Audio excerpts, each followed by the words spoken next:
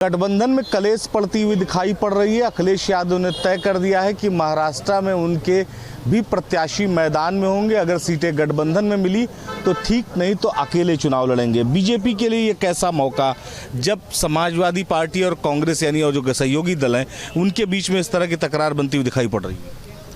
देखिए, जब सहयोगी दलों की जहाँ तक बात है, कांग्रेस हो या सपा की बात हो या भाजपा की बात हो, जो ये सहयोगी दल हैं अपने निजी स्वार्थ के लिए दोस्ती करते हैं, एकजुट होते हैं, और जब इनका निजी स्वार्थ समाप्त हो जाता है तो ये दूरियां बना लेते हैं। चाहे समाजवादी पार्टी का कांग्रेस से गठबंधन या भाजपा का किसी भी पार्टी से गठबंधन है। उत्तर प्रदेश के लगभग 14 लाख और पूरे भारत के लगभग 70 लाख लोगों का मुद्दा है। माननीय मोदी जी गुजरात और बनारस से दो जगह से पेंशन लेते हैं, लेकिन कर्मचारियों को पेंशन देने के लिए नहीं है। उत्तर प्रदेश में जब 2004 में पुरानी पेंशन बंद की गई, जब केंद्र और राज्य की सरकारें, दिल्ली में अटल जी की सरकार, उत्तर प्रदेश में मुलायम सिंह यादव जी की सरकार, लेकिन जब आप उसमें देखेंगे तो ये दोनों लोगों ने मिलकर बंद किया। मुलायम जी ने उत्तर प्रदेश में बंद किया, अटल जी की सरकार दिल्ली में ने पेंशन की बात की। लेकिन जब इनको अपने हित की बात आती है, मैंने अभी आपसे कहा कि जब इनको अपने हित की बात आती है तो ये विधानसभा और लोकसभा में ताली बजा करके अपनी सारी चीज़ों को पास करना। ही किसानों को देने के लिए इनके पास कुछ है, ना ही कर्मचारियों को देने की बात है। जो पुलवामा में शहीद है उनको पेंशन की व्यवस्था नहीं है। आप देखिए, उनको पेंशन की व्यवस्था नहीं है।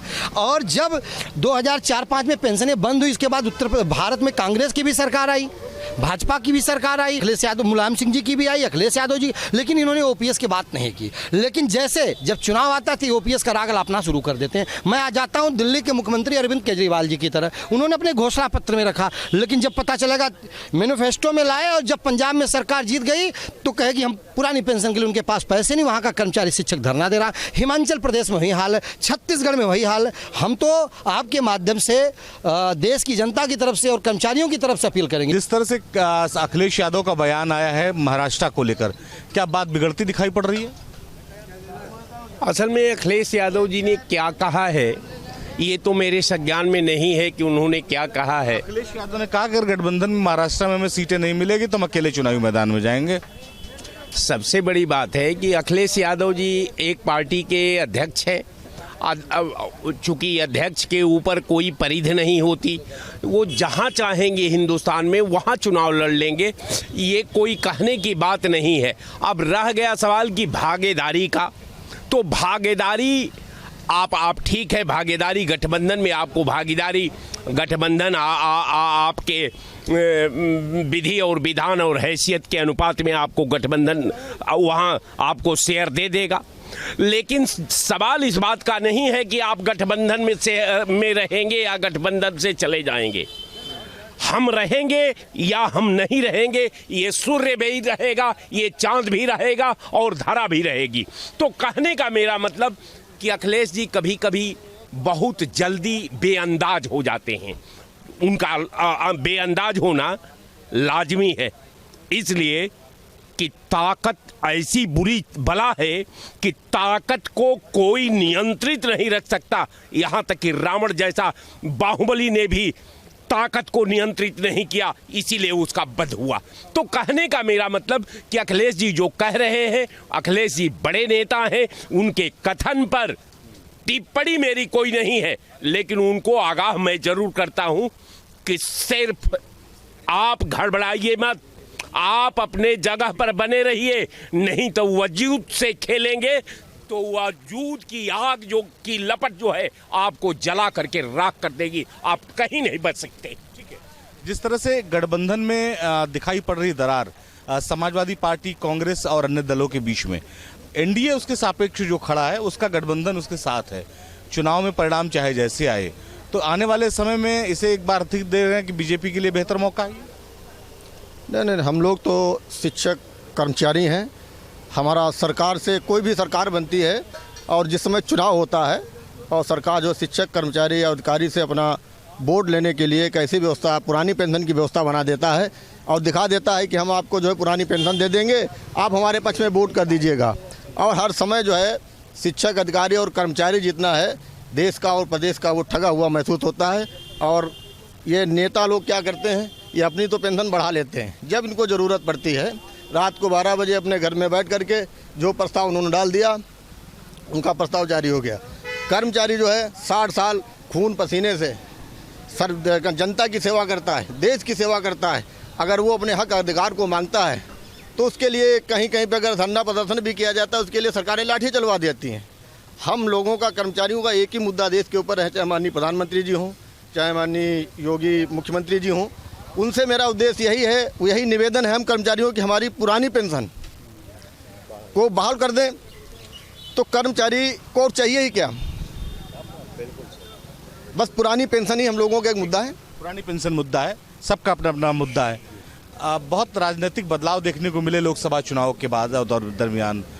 जो एनडीए गठबंधन था उसको काफ़ी बढ़त मिली, काफ़ी जो है उसको सीटें ज़्यादा मिली, लेकिन अब गठबंधन में दरार दिख रही है। अखिलेश यादव दावा कर रहे हैं कि वो अकेले महाराष्ट्र में चुनाव लड़ सकते हैं। गठबंधन में कोई दरार नहीं है। समाजवादी पार्टी हमेशा महाराष्ट्र में चुनाव लड़ती रही है। इस बार भी इंडिया गठबंधन के साथ में समाजवादी पार्टी महाराष्ट्र में चुनाव लड़ने का काम करेगी। हम लोगों ने इंडिया गठबंधन से लोकसभा में महाराष्ट्र में एक भी सीट नहीं मांगी और ना ही हम लोगों ने प्रस्ताव रखा। हमारी पार्टी का और इंडिया गठबंधन का ऐलान था कि आगामी होने वाले विधानसभा चुनाव में समाजवादी पार्टी इंडिया गठबंधन के साथ में महाराष्ट्र में चुनाव लड़ने का काम करेगी। ये तो कह दिया गया ना कि अकेले चुनाव लड़ेंगे, अगर कांग्रेस नहीं समझ पाती है कि हमारा महाराष्ट्र में जनाधार है। ये गठबंधन जो है इंडिया गठबंधन, ये जनता का गठबंधन है।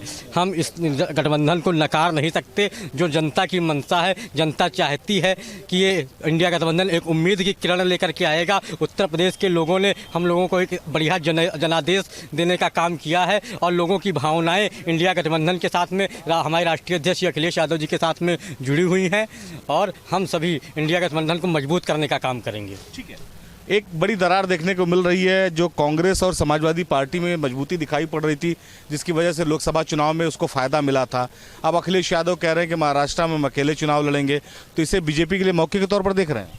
कहीं नहीं, इनका गठबंधन चलने वाला नहीं है। मुश्किल से आप देखेंगे हर चुनाव में इनका गठबंधन फेल होता जा रहा है और आने वाले सभी चुनाव में इनका गठबंधन टूट जाएगा। बात हम उत्तर प्रदेश से करते हैं। 17 सीट पे कांग्रेस चुनाव लड़ी है, कम से कम 150 से सीटें विधानसभा में मांगेंगे और ये 100 सीट भी नहीं देना चाहेंगे। पहले गठबंधन का यही टूट जाएगा। अगर सरकार बन भी जाएगी, कई जगह इनकी सरकार चल रही, लेकिन आप देखिए हर जगह जहाँ इनकी सरकार चल रही है एकदम टोटल फेल है।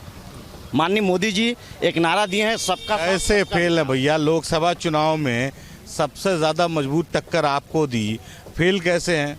उपचुनाव में भी 13 में से 10 सीटें जो है हो गई। आपने बात लोकसभा चुनाव किया है, 4 स्टेट 5 स्टेट ऐसे हैं एमपी जैसे जहां कांग्रेस बहुत मजबूत स्थिति में, वहां 29 की 29 सीटें भाजपा ने जीती है। हिमाचल जहां इनकी सरकार है वहां सारी सीटें हम क्लीन स्वीप कर गए।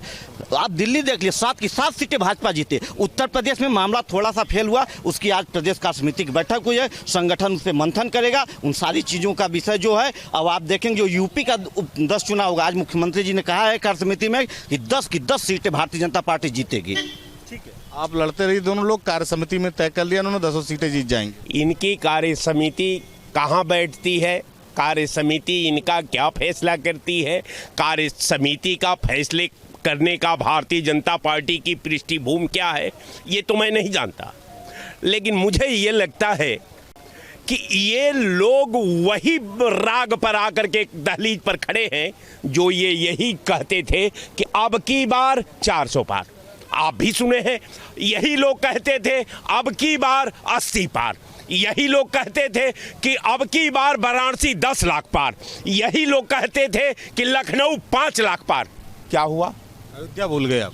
अयोध्या में तो मर्यादा पुरुषोत्तम राम के श्राप का ये नतीजा रहा कि राम के मर्यादा के साथ इन लोगों ने इतना खेला कि राम को ये लोग जो है खिलौना बना करके जो है पूरे हिंदुस्तान में घुमाया और उस जिस राम के मर्यादा पर इन्होंने बेच करके सत्ता में काबिज हुआ, आज वो मर्यादा देश के पटल पर तार तार हो चुकी है।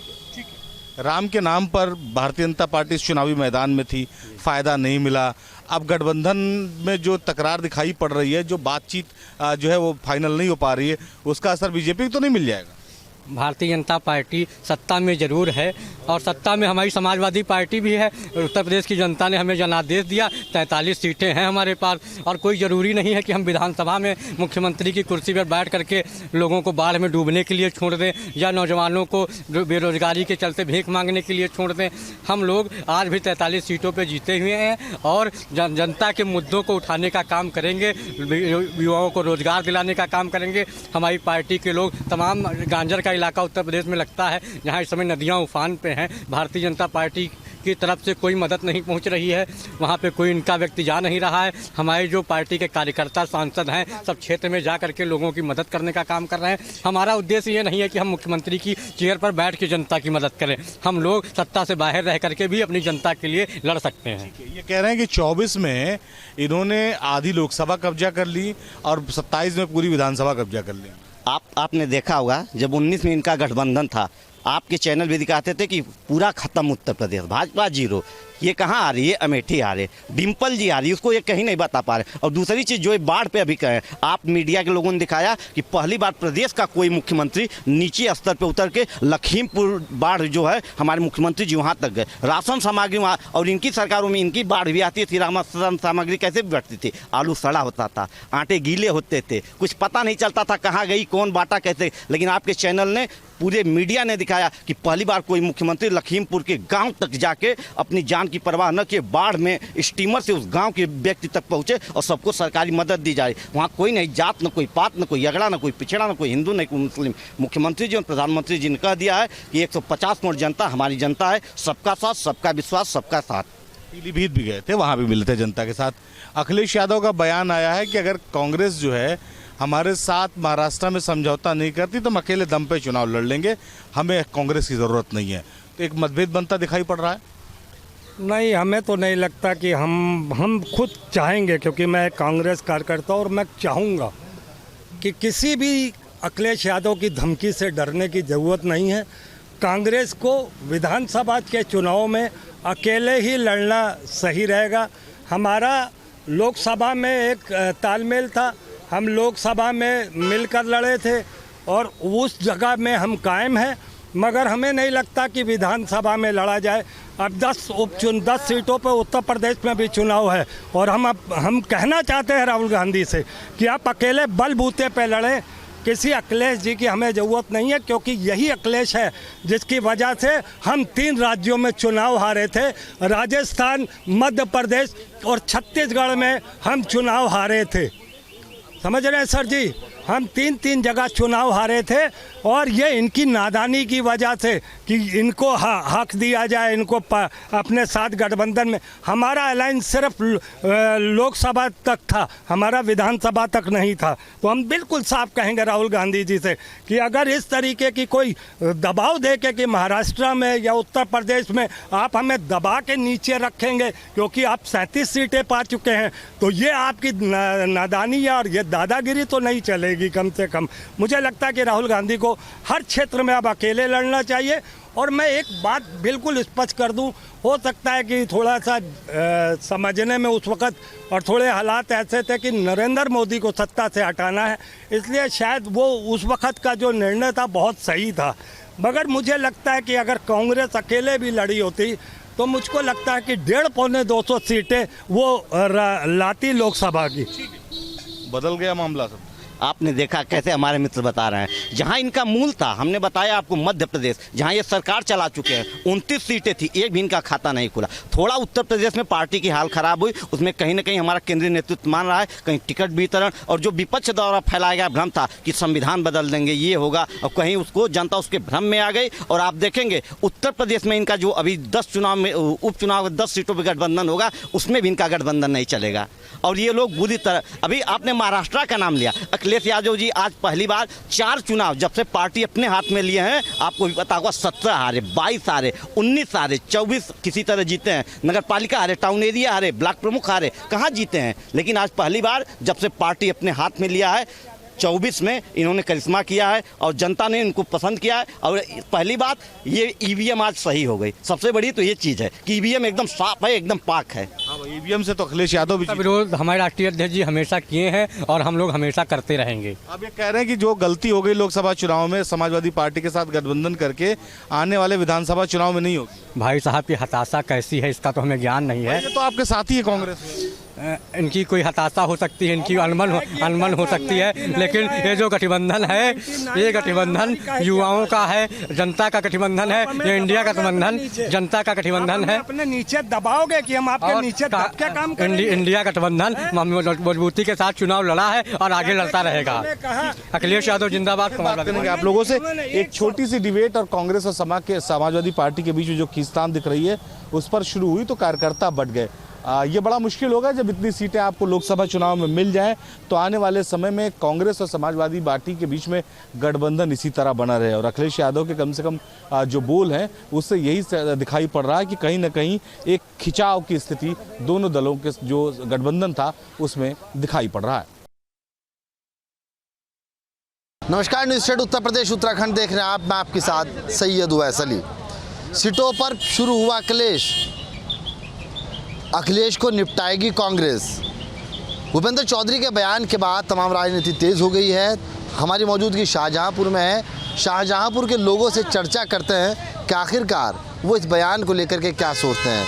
उपचुनाव है, बहरहाल सी बात है, अभी लोकसभा चुनाव 2024 का चुनाव होकर समाप्त हुआ है और उपचुनाव के नतीजे भी अभी उत्तराखंड से भी साफ तौर पर आ गए हैं। बद्रीनाथ में भी भारतीय जनता पार्टी हार चुकी है, अयोध्या में तो पहले ही करारी हार मिल चुकी थी।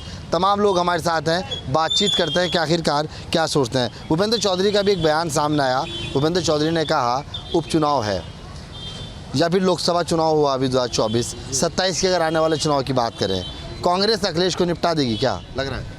जी नहीं, अभी इंडिया अलायंस जो 7 राज्यों में चुनाव हुआ उसमें 11 सीटों पर इंडिया अलायंस आई है, 2 सीटों इन्होंने जीत पाई हैं। तो मतलब ये कहीं ना कहीं इनका बयान मिथ्या है, ये कुछ नहीं कर पाएंगे। अभी उत्तर प्रदेश में लोकसभा का जो चुनाव हुआ तो समाजवादी पार्टी और कांग्रेस को मिलाकर 43 सीटें आई हैं, जबकि इनकी 33, ये पूरा 400 का दावा कर रहे थे, 400 पार का, जो कि 243 में ही समट गए। और कहीं न कहीं बाढ़ की जो विभीषिका शाहजहांपुर झेल रहा है, आज 11 तारीख से जो बाढ़ चल रही है, तो बाढ़ में हमारे यहाँ नैनीताल ढाबे के पास में रोड पानी उतर रहा था। वहाँ पर करीब 50 लड़के थे, तो 50 लड़के मतलब निकाल रहे थे यात्रियों को। तो कहीं न कहीं मोदी जी ने कोरोना के समय में कहा था कि आपदा में अवसर तलाशिए, तो वहाँ पर उन लड़कों ने आपदा में अवसर तलाशने की बजाय उनके औरतों के कानों कुंडल, चैन वगैरह और चूड़ी वगैरह और छेड़खानी, बदतमीजियाँ की, जो कि उसमें 11, जबकि 33 पर FIR अमर उजाला के द्वारा कराई गई।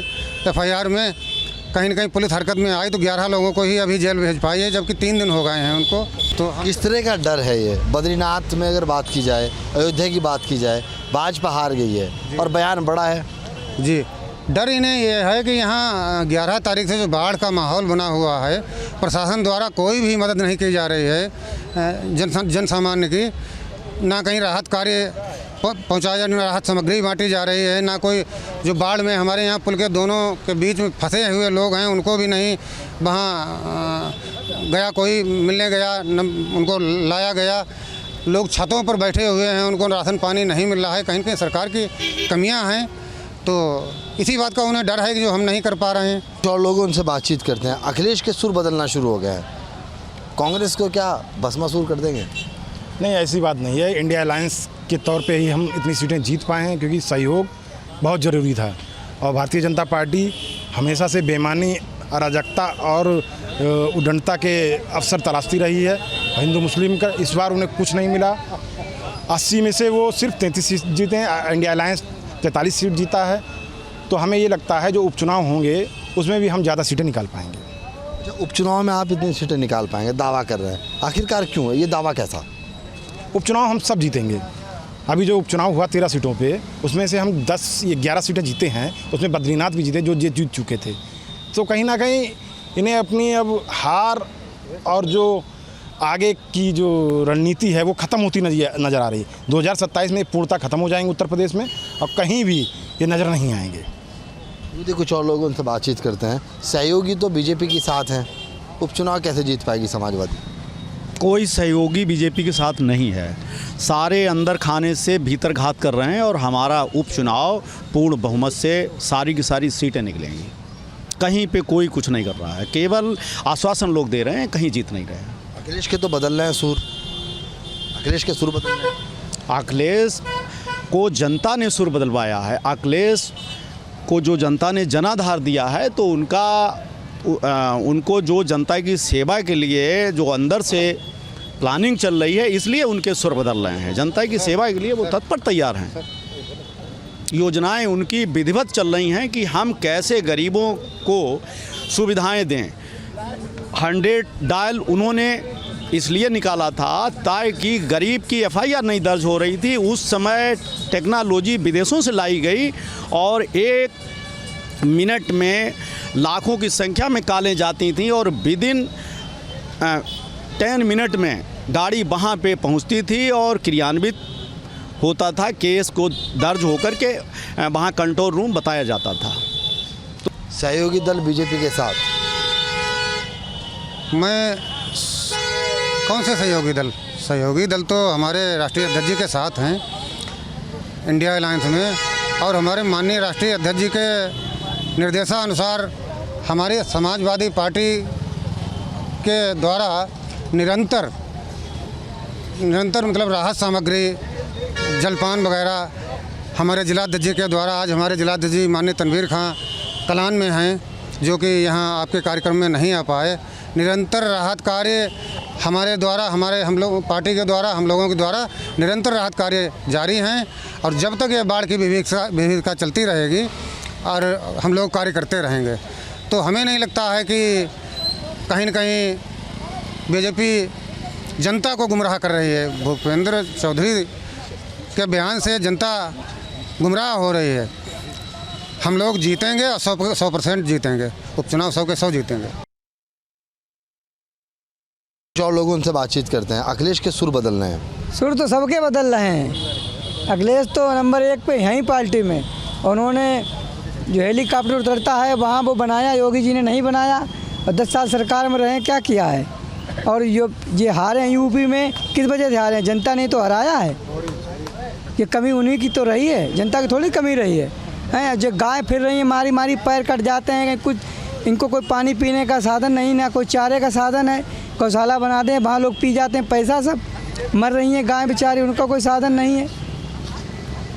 क्या इसमें किसका दोष है बताइए आप? उपचुनाव में बात मैंने लग रहा है कि भाजपा जीतेगी। अब जो अभी चुनाव हारे हैं, पूरे अयोध्या में हार गए, उपचुनाव की क्या? उपचुनाव आएगा तो जनता देखेगी क्या किसको जिताना हराना है। तो जनता के ऊपर है ना सब, जनता समझ चुकी खेल इनका।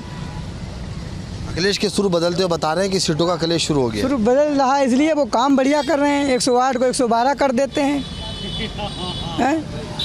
अरे तुमको गाड़ी बढ़ानी चाहिए थी कि नंबर बढ़ाने चाहिए थे? बताइए आप भाई, आप खुद सोचिए। 100 से 12 कर दिया, पढ़े लिखे 12 नहीं लगा पाते, पहले 100 लगा देते थे। अब तो कितनी दिक्कत हो रही लोगों को। अब पढ़ा लिखा आदमी 112 कहाँ लगाएगा? पहले 100 लगा देता पूछताछ के।